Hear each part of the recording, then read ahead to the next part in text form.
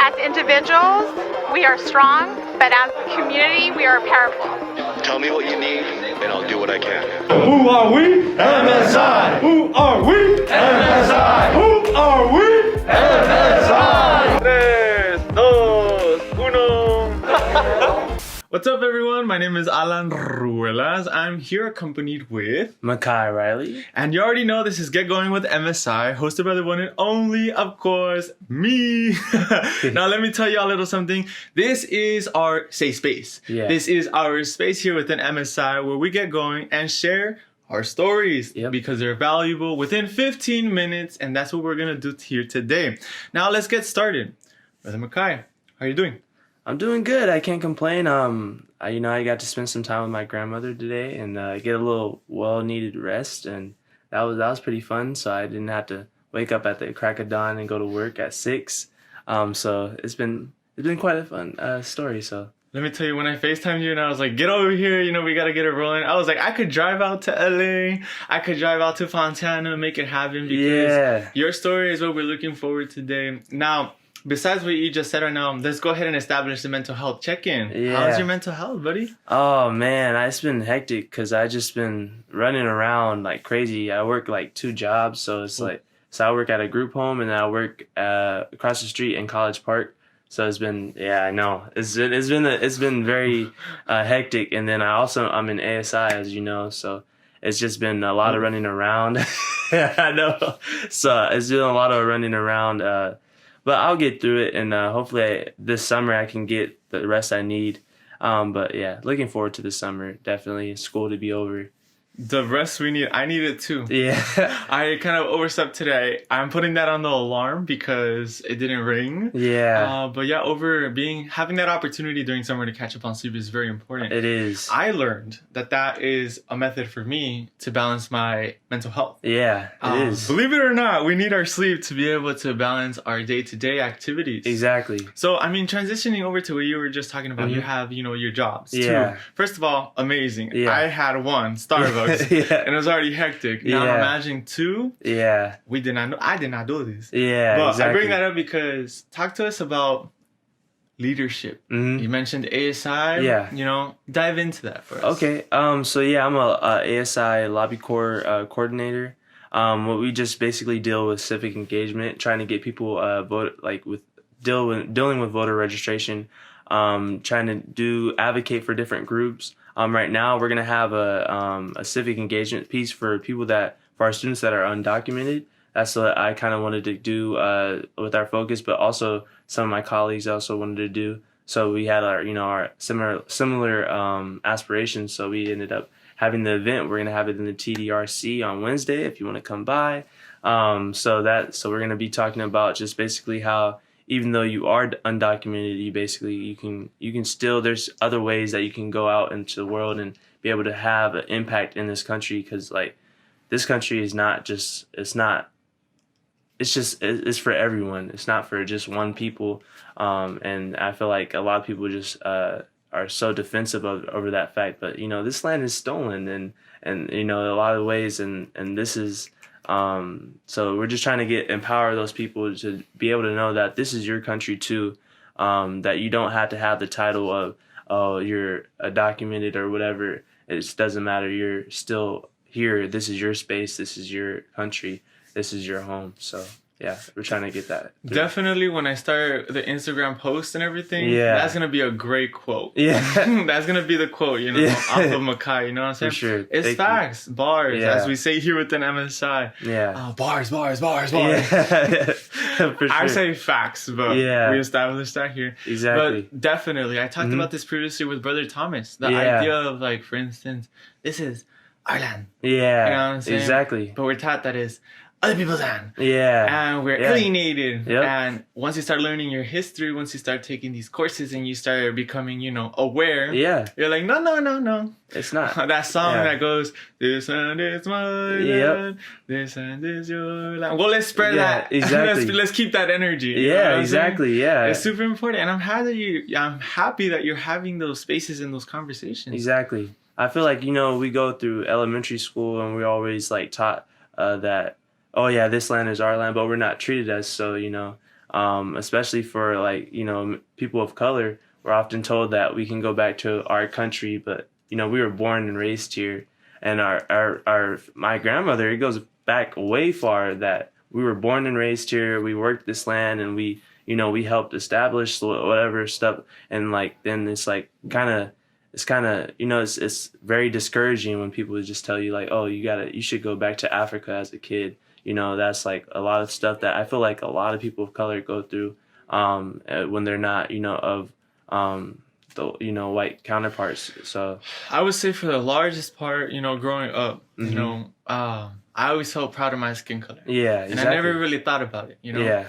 But up until recently, it becomes like a conversation where it's like, how does this correlate with this and that correlates with this? And then you're like, you're basically put in a position where you're like, what's going on? Yeah, you know, exactly. And like you said, the sound is for everybody. Yeah, and I'm glad you're upholding that message, because that's exactly coming into a safe space, like for instance with here MSI. Yeah, you know, we encourage people to come on over and be themselves, and also talk about their experiences. Exactly. Having that platform. Yeah, exactly. And that's what we're doing right now. Speaking Exactly. truth, speaking our values, and more importantly, your story. Exactly. Now, let me tell you a little something.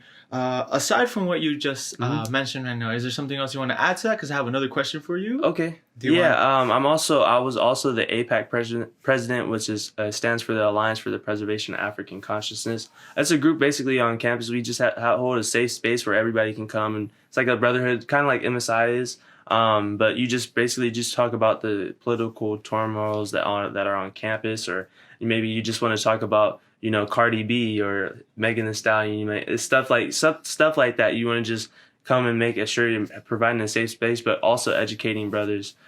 This year we haven't really had like too many meetings because of COVID, and it's kind of a hard transition to come back from COVID and trying to get more members. We are already suffering because a lot of the people, you know, that we have a lot of our members work a lot of jobs like me, and work 2 jobs, or, you know, they're working 1. So it's like, it's hard to get the conversation about generational wealth, y'all. Yeah. Oh my goodness. I know. It is so detrimental for our youth and our young adults, especially those coming back because they want to pursue higher education. Exactly. They're like, why don't you just do it? Why don't you look at their schedule? Yep. Why don't you look at their Very hard. status? Yep. Why don't you look at, let's go deep inside there. That's the kind of worms we might want to open, but let me say, that's for a higher conversation, because that's where we levitate our voices and let them know. Yeah. Because it's not easily, what is that one saying? You can't just talk the talk, you gotta walk the walk. Yep. And if you don't see them from what their shoes, their POVs, it's really hard for you to be speaking on their issues. It is. A lot of people try to, though. Yeah, but first and foremost, I want to establish that too. Congratulations to every, and specifically you, for working 2 jobs, coming to campus, working hard, and holding leadership. And obviously, other CSUF students who are able to manage that type of lifestyle. It's a very draining. Exactly. Like I said, I worked at Amazon and Starbucks and came to school. Bam. Yeah. No. Yeah. It's a lot. Yeah, exactly. It's a lot. It's a lot of, It's a lot of work. It is. Now, talking about more, you know, things that are going to happen more to tomorrow, like looking forward. Yeah. What are you looking forward to after graduation? What are your aspirations? Well, I plan on going, so this summer I'm doing something with Huffman Creative. It's like a film production company. So I'm trying to, that's the realm I want to go into. I want to go into film production. I want to be a screenwriter eventually. But I was thinking about going to graduate school, but I just don't know which route to take yet, because originally Huffman they offered me the executive assistant position, but that requires 40 hours. So I wouldn't be able to go to school and do 40 hours. That would be too much. I would literally get no sleep at all. So I'm just trying to decide what route I should go. But hopefully I'm just going to fill it out this summer, see if it's a good job to work. And we'll go from there. But I also need to, I have to apply for scholarships if I want to go to graduate school. I do have 1 more year, but it's like, so. Same here. Exactly. So I'm a 4th year, but it's like I still have some time to go. But I'm just trying to keep in touch with the brotherhood as well as when I go there. No, So, definitely. yeah. So hopefully I can get some guidance on that. That we'll touch on that second part, but the Yeah. first part about having, those boundaries Mhm. to say this is what I can do and what I can't do. Yeah, Jeanette exactly. always likes to chew me out, quite literally, Yeah. meaning accountability, everybody. Exactly, So yeah. y'all can understand the lingo. Sure, yeah. It's crazy how much we want to do, how much we have to do, and we take on so much responsibilities Yeah. that what is that saying? You burn the end of both. Burn out. Oh yeah, yeah. You know what I'm both saying? ends, yeah, yeah. You burn both ends Burn the of a stick at candle, both ends, and you yeah. end up burning out. Yeah. And that's what happens to a lot of students, especially ones that hold leadership and job titles and everything. In Exactly. between. And you don't even know what's going on at home. That's like Yeah. the worst part, Yep. Yep. No one's gonna ask Yeah. unless you speak up. But the Exactly. reason I share that is because recently, and with what you were just sharing right now, Mhm. saying no. Yeah. Exactly. That's a big part. You gotta say no. Sometimes people might pull you like different ways. I get pulled in like a lot of different directions, and it's hard for me to say no to people.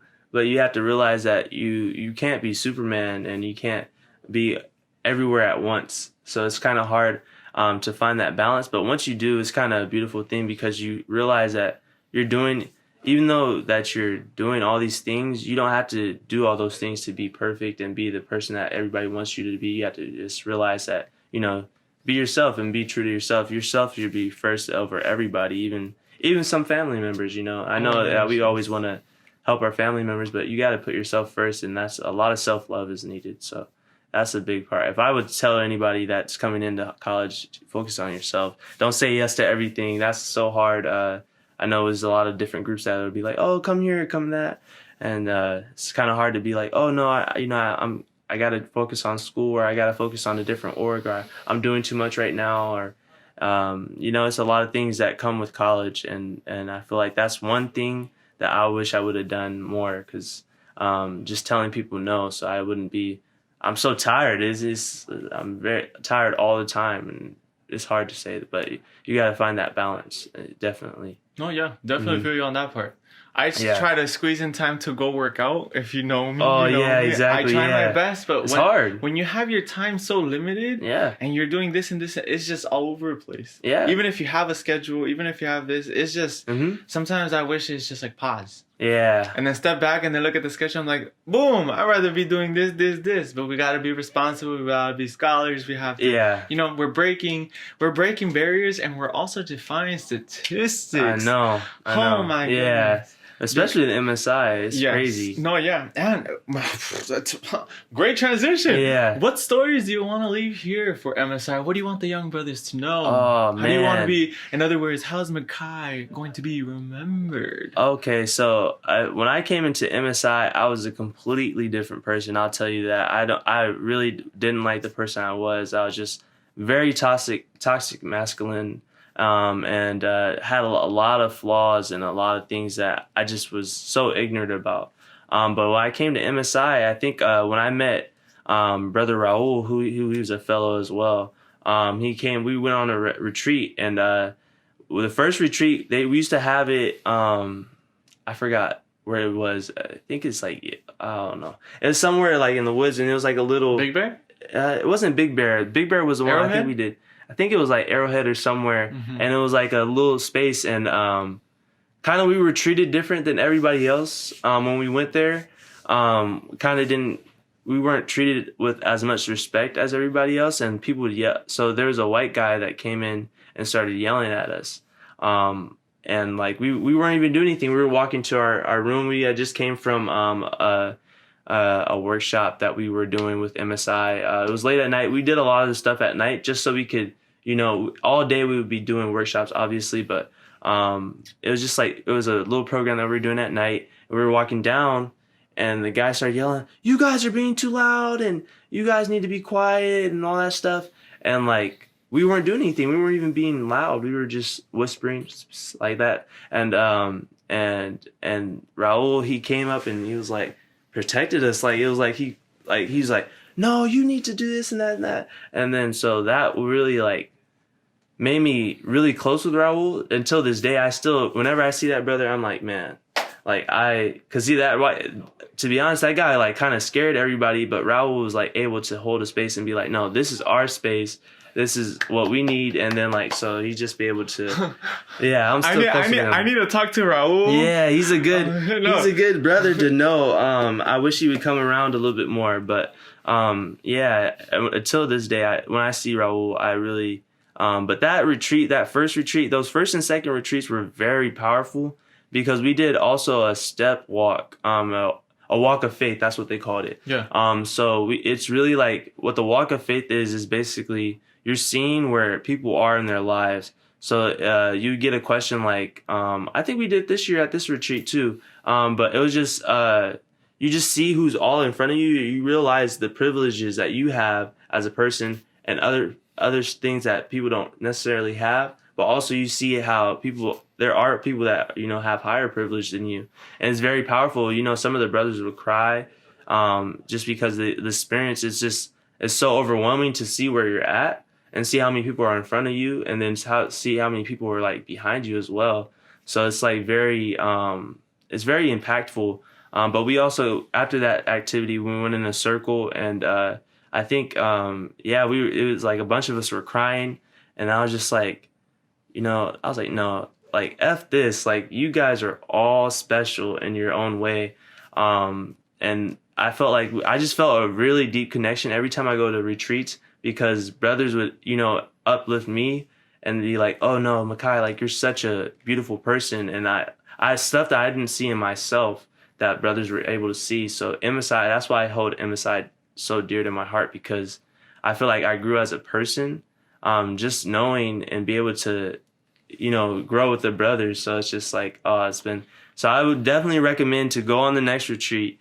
Because that was just like a huge growing point for me. And the conferences. Yeah, and the conferences. Yeah, we just came back from the Why My conference, and for me it was revolutionary. Yeah, I told everybody this is not my first rodeo. I come from a community college. Yeah, very proud, I will say. Yeah, and we were able to we were able to establish a brotherhood collective as well, MOC. Yeah, and so I have the blueprint. Yeah, in the sense that. What you were talking about, like the example with Raul. My dean believed in me. Yeah. You know what I'm saying? Exactly. And believed in everyone else. But the idea is that they established these pillars, foundations, where like, who you are, and you deserve to be loved, and you deserve to be heard, and also to feel safe. Yeah. Let me tell you, sometimes you walk into certain spaces and it's like you feel hostile. But we also have to be the ones to take the initiative to call it out. Exactly. To cleanse the room with whatever might be, the reason for addressing. Now, I say that because here we work hard and we encourage our brothers to be the best versions of themselves and reach the highest of their potential. And I've said this before and I'll continue to say it over and over and over again. Yeah. Just how you're shining doesn't mean I'm shining. Yeah, exactly. And just like I'm shining, the other person can shine. Yep. And let me tell you, there's a saying, and I will say it till I die. The sun shines for everybody. Yep. And for me personally, if you're shining, that means I'm shining. Yeah. And if the other brother's shining, that means we're shining. Yeah, exactly. And this program, in and of itself, allows me to embrace my Chican X identity and also whatever else that I'm embodying. Exactly. Now, I feel as if this could be transferred over to you as well. Yeah. Yeah, exactly. I feel like I think the big thing about MSI is being vulnerable as well. That's a big thing. The more you open up to MSI, the more experience that I feel like a better experience you have. I remember we had like a thing where we circled up and we just started sharing our stories about our lives and just hearing like different stories from different brothers and like be able to tell my story was like very impactful. And being able to see like, oh wow, like Brother Isaac's going through something that I went through. Brother Muhammad's going through something that, maybe I haven't been through, but that I could relate to because I have brothers as well. So as it's like it's different stuff that that really like held dear to me. And then we would all for some reason we all start crying because the stories are just so impactful. So and then we just all embrace each other and just to know that because I feel like in society we're always taught that as a man, you have to hold it together. You have to be the rock of the family. You can't cry or stuff like that. That's what we're taught as kids, and that's not necessarily. It's not good for your health. You know, my gosh, it's really not good for your health. Especially holding stuff in. I feel like that's where it leads to like a explosion of emotions where you're just like, oh, I can't like handle it. And then that's where it leads to a lot of violence and all that stuff. So, you know, you got to be able to share your feelings and communicate with people because we're not mind readers. We don't have telepathy. And so it's a lot of stuff that comes with that. So I mean, that's a big thing. I think you have to be vulnerable and stop letting society be able to dictate how you feel and how you should feel as a man, because there's no set way of if you don't have those feelings, yeah, that's okay. I get it. Like, you don't have those feelings, but I feel like as a human, you have to have some type of, you know, emotion, and you face a lot of turmoil as a man, and women too. They face the same thing, and they're able to communicate. Why can't we do the same, you know? Exactly. I mean, people can't read each other's minds. Exactly. So if you need to say something, say it. Yeah. You know what I'm saying? Because it's important. And Exactly. also the fact of the matter is being vulnerable. Mm-hmm. You know, I can't stress it enough. I literally go to Jeanette and Steve and walk around here. Yep. And I'm literally going to overdose you with talking. Yeah. Communicating. And I say it loud and proud because I have a voice. Yeah. You have a voice. Exactly. And the thing is, we shouldn't feel as if we're restricted to express how we feel. Exactly. Especially oversharing in the sense you're like, I feel this, I need this, I do that. If you don't speak, you don't get fed. Yeah, you don't. So that's why I'm just like, you know what? I'm going to overwhelm you with this. I'm going to overwhelm you with that. I'm going to overwhelm you with positivity, love, whatever the case may be. Living in the present. Yeah. And that's where we end it here. Yeah. Exactly. Brother Makai, we are in episode 8 featuring you. Yes. And it's been such a lovely time to be able to get to know you. Of to course. be able to hear you specifically. I know you're back and forth moving, getting jobs done. And also, I always like to establish the fact that we see you. Thank you. Outside of the leadership, outside of what you're doing. You know what I'm saying? Every time you're here, like the time you walked in, I was like having stars in my eyes. Thank you. So I want you. I really do mean it, and I say this to everybody. But keep working hard. Okay. Keep doing you, and best believe we look up to you. And Thank you. Thank you. This is my house. This is your house. This is the brother's house. Yep. What else can we ask for? You Exactly. know? Actually, we can ask for more. Yeah. We gotta. We gotta keep pushing. We can, definitely. We gotta. Don't limit yourself. Yeah, because there's a lot of issues going on. Yeah. Too many. Yeah. Too many to open up right now. Exactly. Yeah. That's for another podcast. No, we'll get it going. But with that being said, ladies and gentlemen, my name is Alan Ruelas. This is Brother Makai Riley. And this concludes episode 8, and I'll be seeing y'all very soon. All right. Bye. Bye, everyone.